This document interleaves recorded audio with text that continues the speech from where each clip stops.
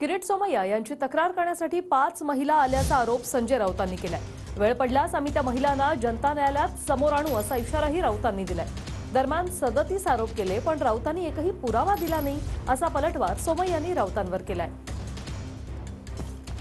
हिम्मत असेल तर समोर ये। आता आमच्याकडे 5 महिला आलेल्या आहेत। या मुलींच्या नागड्या पोपटलालने कसं शोषण केलंय त्याचं जनता न्यायालयात त्यांना मी हजर करू। 5 महिला, एक मध्यंतरी प्रकरण आलं होतं नागड्याचं, आता 5 महिला आलेल्या आहेत। पण आम्हाला असं वाटतं की या अशा प्रकारचं राजकारण आम्ही करू नये। त्यालाही बायको आहे, त्यालाही सून आहे, कुटुंब आहे।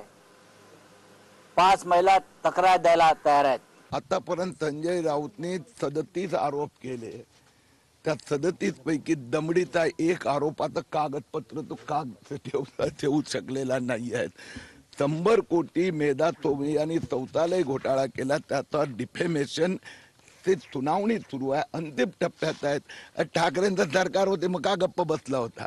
पहिला हिशोब द्या संजय राऊत साहेब, भावाचा, मुलीचा, पार्टनरचा खात्यात कोट्यावधी रुपये कोविडचे गेलेत, हिशोब द्या पहिले।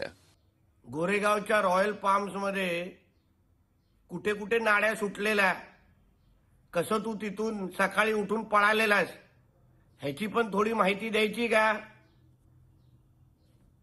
म्हणून उगाच सुख्या धमक्या देऊ नकोस। आणि महिलांच्या संबंधित आरोप तू करावेत हा तर फार मोठा विनोद आहे।